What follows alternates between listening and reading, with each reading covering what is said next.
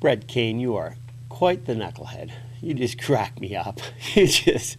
You're so full of yourself. You just crack me up. That was gloating, by the way. You were definitely gloating. You just are unbelievable. I think the majority of Christians pay you no regard because you constantly propose foolish arguments. That's why most Christians don't respond to you. Christabel and Firefly, I think they like to play with fire. I don't know what they do. I kind of know what they do is they do exactly what you said. They operate outside the box, and that's what you like about them, because they're claiming to be Christians, yet the box being the Bible, they pay little or no regard to.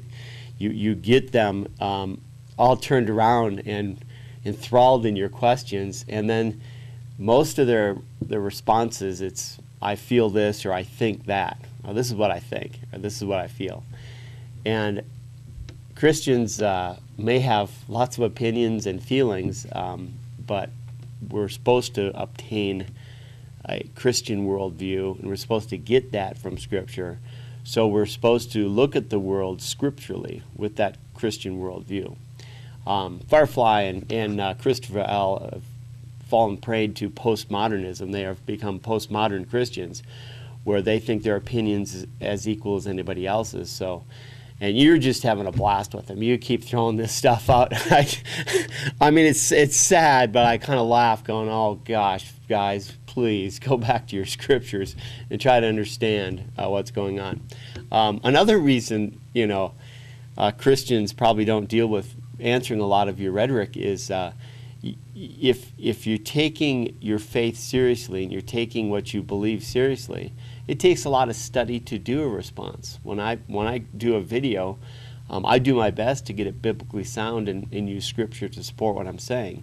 Because once again, my opinion is just that. It has little or no value. But if I claim my opinion is in conjunction with Scripture, well, now I'm really out there. Now I'm really putting all of Scripture on the line, saying that what I say as a Christian is biblically sound in any manner, shape, or form. It should be. It has to be. So when I do responses, it takes a long time because I study and I pray and make sure I get the biblical response right, and so on and so forth. So it's funny that you have so much fun with these two guys who are clinging to Christ. They're not denying Christ, yet they're not going to their scriptures. So if Firefly and Christabel, if you guys watch this, go back to the book, brothers. Man, get back there, learn what Christ has to say. Let me do a quick response. The response to your question, your foolish little scenario about choosing killing God or choosing man.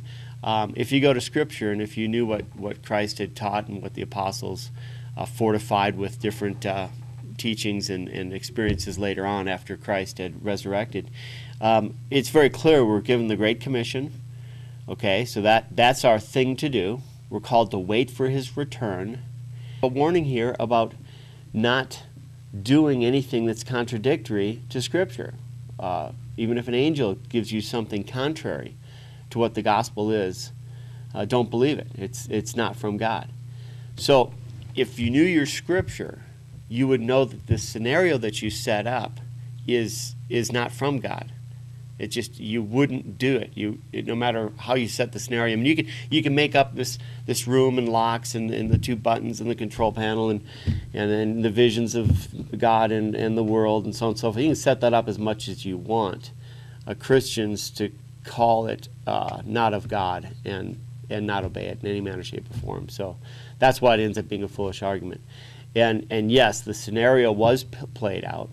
It was God or mankind, and mankind did kill God, correct, but you're not honest with how that scenario was played out, which just cracks me up. Mankind didn't know they were killing God. I guarantee you, if you read Scripture, you're going to see that as they took Christ's life, they were thinking they were just killing a crazy guy that was leading people away from the truth. I'd be interested to know. Some Pharisees maybe had some strong feelings that they were killing a prophet or killing killing something. They knew that they were trying to hold together their way of life because they had a sacrificial system that was making bank, and they didn't want that disrupted. So some of them probably had some inklings that they were killing a prophet at least.